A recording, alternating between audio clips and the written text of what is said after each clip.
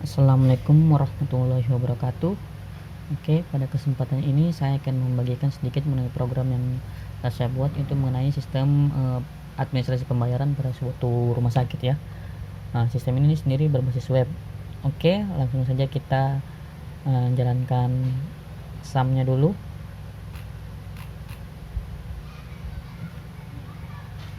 Nah, karena di sini saya sudah menjalankan SAM-nya,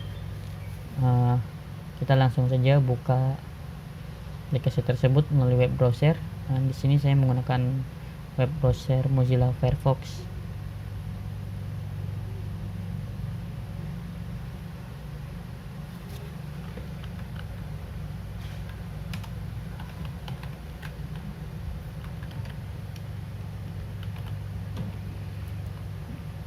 Nah, ini merupakan tampilan login dari sistem administrasi pada suatu rumah sakit ya. Kita langsung login saja. Ya, di sini ada beberapa menu. Ada data obat, data master dokter, data master ruangan, data master pasien, data check-in, data administrasi pasien, data check-out. Oke, saya akan menjelaskan satu persatu. Nah, di sini juga ada informasi tambahan yaitu mengenai data yang pasien inap, yaitu maksudnya pasien yang sedang dirawat ya. Data ruangan, jumlah ruangan yang ada pada rumah sakit. Data dokter, yaitu jumlah dokter yang ada pada rumah sakit tersebut. Kita langsung masuk saja ke data master obat. Nah, data master obat di sini menjelaskan mengenai data obat yang ada pada rumah sakit ini karena menyangkut sebuah administrasi pembayaran. Tentu saja setiap obat yang kita gunakan itu biasanya kita akan bayar ya. Di sini data obat tersebut kita akan mendata nama obatnya, kegunaannya, harganya berapa. Oke, di sini dalam data obat sendiri ada menu tambah, cetak, detail, edit, dan hapus. Oke, kita akan coba satu persatu. Di sini kita akan tambah data dahulu ya. Tolak angin.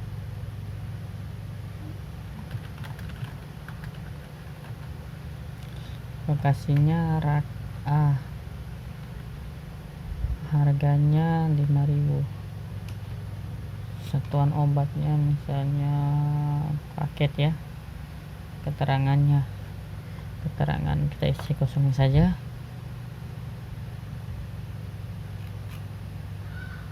Nah, oke. Di sini ada obat tolak angin dengan harga 5.000. Di sini kita ada tombol detail, kita lihat. Nah, jika kita klik tombol detail, dia akan menampilkan data dari tolak angin secara menyeluruh, karena hanya sebagian data yang dimunculkan di data obat tadi ya. Jadi kita bisa melihat tombol detail. Oke, kita kembali. Jika kita tombol edit di sini, tombol edit itu merubah, misalnya kita salah nama obatnya atau satuannya atau apa saja, kita bisa rubah yang di sini. Hanya kode obat tersebut yang tidak bisa kita rubah, karena kode obat itu bukan primary key ya, sehingga data kode ini tidak akan bisa sama dengan kode berikutnya. Jika kita bisa juga merubah fotonya ya. Nah, kita ingin merubah fotonya, tinggal kita simpan, kita lihat. Nah, fotonya terubah, datanya juga berubah. Untuk tombol hapus, tentu saja untuk menghapus data tersebut, misalnya ada terjadi kesalahan ya. Nah, kita hapus, saya coba. Nah, terhapus. Untuk cetak di sini, jika kita klik tombol cetak, di sini dia akan mencetak bentuk PDF. Nah, kita lihat.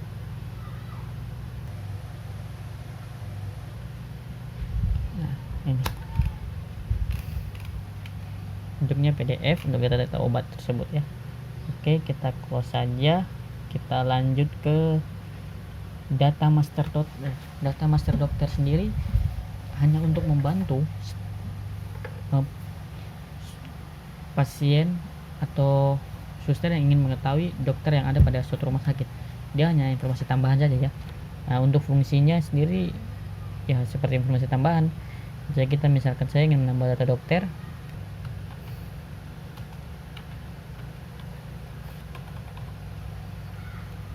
nama dokternya di sini misalnya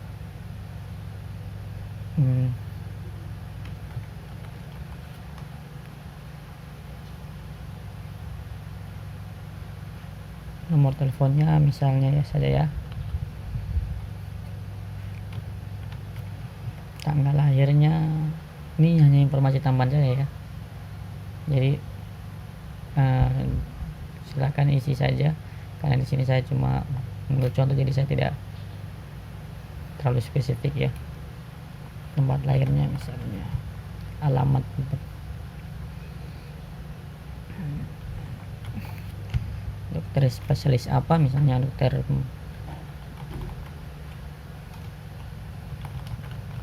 keterangan bisa kita tambahkan saja untuk foto dokter tersebut jika ingin menambahnya, jika tidak ya kita lewatkan saja, kita simpan. Nah, ini kita lihat dokter mata, nama Andre ya, karena tidak menambahkan foto jadi dia tidak akan muncul di sini ya. Oke, kita lanjut ke data master ruangan. Data master ruangan sendiri prinsipnya kegunaannya yaitu setiap kali pasien mau masuk atau ingin berobat dalam rumah sakit, tentu ada saja, ada yang menginap dan ada yang tidak. Ada yang mungkin menginap namun dia tidak langsung masuk ke kamar, tentu ada prosedurnya seperti pengecekan apakah dia wajib rawat inap atau hanya dapat langsung dipulangkan. Jadi kita, atau misalnya ruangan itu full jadi dia harus sementara di depan atau masih di UGD. Nah, di sini kegunaannya dari data master ruangan ini, pertama kita bisa mengetahui jumlah kamar yang ada yang statusnya posisinya kosong atau tidak ditempati oleh pasien lain. Yang kedua, kita setiap kamar itu tentu memiliki fasilitas dan harga atau biaya yang berbeda-beda. Misalnya untuk kelas 1, kelas 2, kelas 3 mempunyai ruangan yang berbeda ya. Di sini ada harganya. Jadi di sini di saat pasien nanti akan membayar administrasi, dia akan dihitung biaya kamarnya dan biaya obat yang digunakan. Nah, di situ. Di sini coba kita akan nambah data ruangan ya. Nah, di sini statusnya kelas apa? ICU khusus. Nah, di sini saya misalkan saya kelas 1 ya.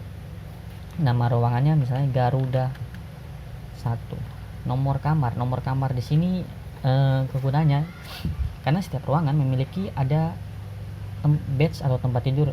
Misalnya satu ruangan kelas 2 atau kelas 1 di sini ada 2 atau 3, atau misalnya di sini nomor kamarnya kita punya G001. Harga kamar di sini per satu malamnya berapa? Misalnya saya 70.000 statusnya.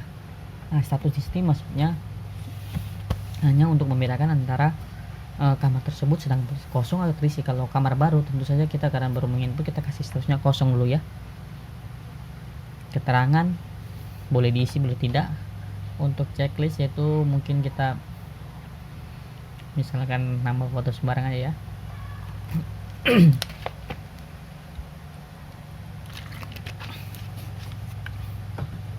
Di sini nama ruangan dan nomor kamar.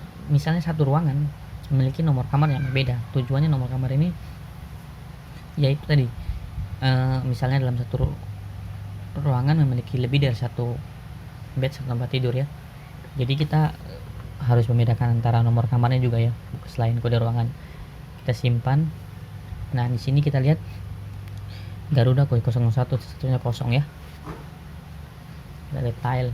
Nah, ini merupakan data dari tadi yang kita sudah inputkan. Untuk edit dan hapus saya rasa fungsinya sama seperti tadi. Oke, untuk fungsinya sendiri sama ya antara edit dan hapus dengan fungsi sebelum di data master obat, jadi kita lewatkan langsung saja.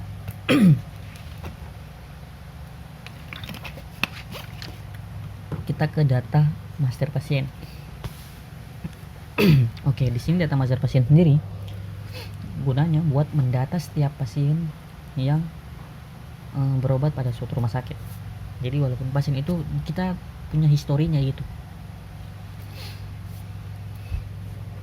Oke, data master pasien di sini menyangkut apa saja? Nah, di sini ada nick, nama, misalnya kita input saja. Nicknya berapa? Nama pasiennya misalnya saja ya. Jenis kelamin laki-laki.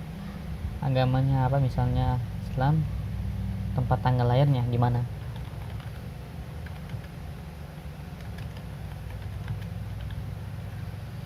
Alamatnya, alamat tempat tinggalnya,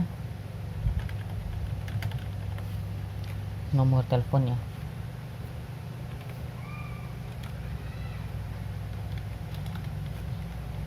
Pekerjaannya jika memiliki, kalau jika tidak kita kosongkan saja. Status di sini kita misalnya statusnya keluar dulu ya. Saya akan jelaskan nanti di data check-in sini ya.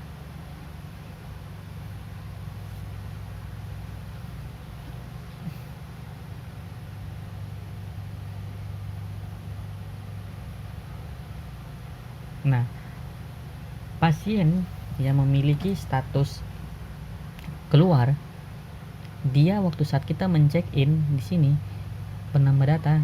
Nah, data di sini dia akan memanggil nick yang ada di data master pasien. Nah, dia hanya memanggil pasien yang posisi statusnya keluar. Artinya pasien itu belum terdaftar di rumah sakit ini dalam status rawat. Jadi pasien yang walaupun data master pasiennya ada tapi statusnya keluar, artinya tidak dirawat, dia itu yang hanya diinputkan di data check-in. Misalnya misalnya tadi kita inputkan nama Astro ini posisinya masuk. Nah, kita edit saja ya. Posisinya dia lagi masuk ya. Di saat kita data check-in, nama Astro ini tidak akan muncul ya. Karena statusnya lagi posisi dirawat.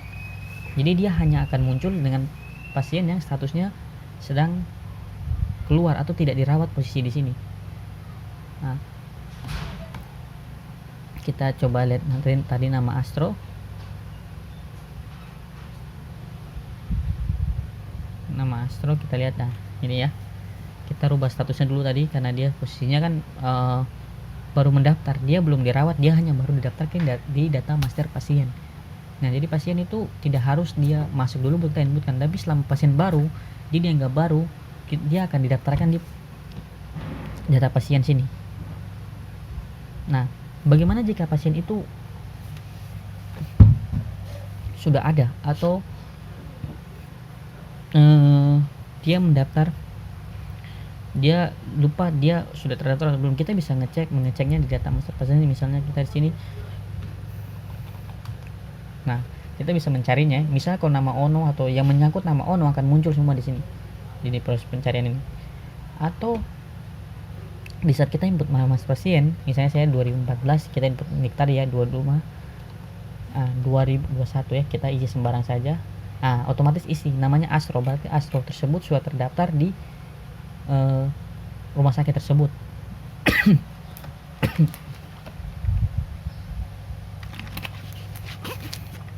Oke. Untuk cetak prinsipnya sama juga, untuk mencetak data pasien. Nah, di sini bentuknya PDF ya.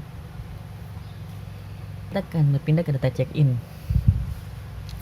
Data check-in sendiri, di sini dikatakan di data check-in ketika pasien dia akan melakukan rawat inap. Nah, rawat inap, jadi ketika misalnya tadi Astro tersebut dia periksa dan dia tidak dirawat inap, dia tidak perlu diinputkan data pasien. Tapi saya jelaskan lagi bahwa di sini sistem ini kita lebih ke orang yang rawat inap ya, bukan rawat yang hanya periksa atau apa, kita lebih ke rawat inap. Jadi setiap kita mendata administrasi dari dia yang menginap, yaitu menyangkut obat dan permasalahan ini, data ruangannya dia, biaya ruangan yang dia gunakan ya.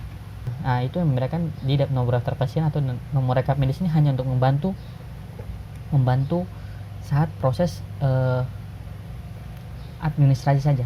Nah, di sini misalnya RK005 ya. Ini adalah nama Astro. Nah, kita ada di sini. Langsung otomatis. Keluhannya apa Astro ini? Misalnya dia sakit mata iritasi. Nah, di sini ada pilihan kamar. Nah, pilihan kamarnya saya bilang dia status kamarnya itu kosong atau terisi. Jika status kamarnya terisi, dia akan muncul di nomor kamar ini. Tapi jika status kamarnya kosong, dia otomatis akan muncul di sini. Misalnya ada 3 kamar yang kosong nih, nah, dia akan otomatis akan muncul di nomor kamar ini. ada 3 nomor kamar yang akan ditampilkan ya untuk status. Nah, kita misalkan saya tadi di daftar ruangan, kita off kan saja ya. Kita di sini misalnya Garuda, kita kasih kosong aja ya.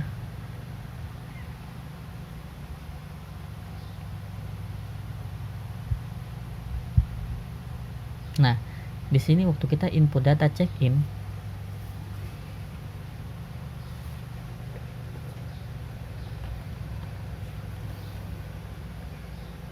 nah kita lihat nama Astro di sini. Kita lihat untuk pilihan kamarnya. Di sini ada 3 ya, karena tadi kita sudah kosongkan kamar, berarti artinya kamar tersebut tidak, posisinya kosong, tidak ada yang tempati. Jadi kita misal kita di Garuda tadi, Garuda 1, keluhannya apa tadi? Keluhannya yaitu sakit atau iritasi mata ya. Nama anggota keluarga, jika dia dibawa oleh anggota keluarga untuk yang bisa kita hubungi, misalnya terjadi sesuatu atau kita bisa hubungi anggota keluarga tersebut, kita inputkan juga nama anggota keluarganya ya. Misalnya saja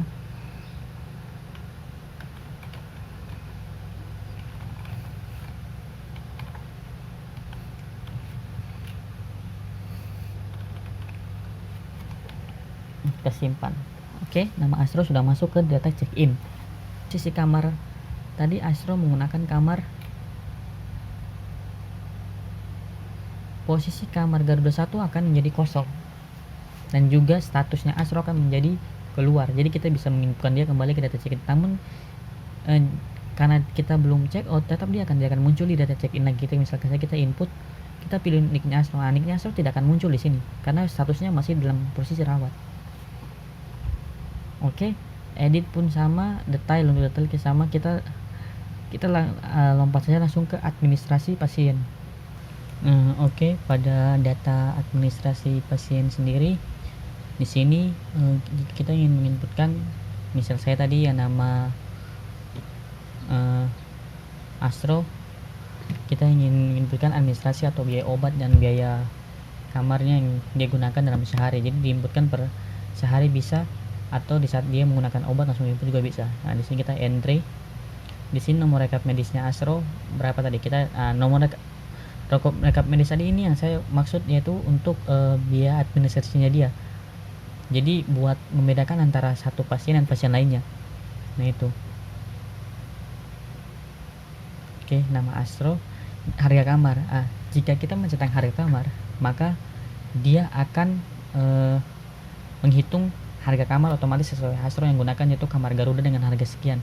Nah, misalnya tanggal hari ini, nama obatnya Bodrek, otomatis jumlah yang dia pakai berapa. Nah, ini sesuai dengan nama obat, misalnya formula. Nah, jumlah yang dia pakai berapa, misalnya ada 3. Keterangan kita isi kosong aja, kita simpan. Nah, di sini kita lihat Astro, dia biaya kamarnya tuh 300. Kita bisa untuk lebih jelasnya kita RK05 kita cetak, download nanti. Kita lihat di sini. Kita di sini. Kita lihat di sini Astro tanggal sekian, biaya ruangannya 70, nama obatnya formula 44, biaya tindakan di sini biaya obat yang digunakan ya. Kita hitung obatnya ya. Jadi 350 dikali 3 ditambah 70.000. Hasilnya ya 100. Jika bisa coba pastikan untuk menghitungnya apakah sama atau tidak. Kita coba hitung. 350 kali 3 tambah 70. Hasilnya sama ya, 120 ya. Oke, misalkan saja dalam sehari dia menggunakan berapa jenis obat ya. Nah, kita lihat di sini. Misalnya lagi kita input nama Astro ini menggunakan lagi obat yang sama dalam sehari. Dia menggunakan minum tolak angin dengan jumlah 2. Nah, di sini karena harga kamar dihitung sekali dalam sehari. Misalnya kita inputkan obatnya pagi lalu kita inputkan siang, kan kita tidak menghitung kamar karena harga kamar dihitung sekali dalam sekali transaksi ya. Nah, jadi kita tidak perlu mencentangnya, kita simpan. Nah, kita lihat tadi Astro 5.000, nah 10.000 jadinya ya. Kita dari sini 10.000.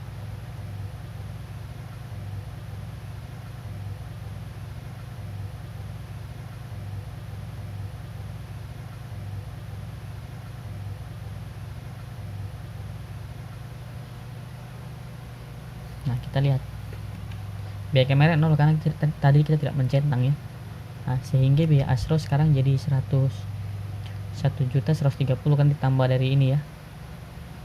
Nah, ini merupakan bukti pembayaran dari Astro ya. Nah, untuk administrasi mungkin itu jika kita ingin mencetak kan di sini ada dua pasien nih. Kita tinggal memilih sesuai dengan nomor rekap medisnya yang saya katakan ya, sesuai nomor rekap medisnya saja ya.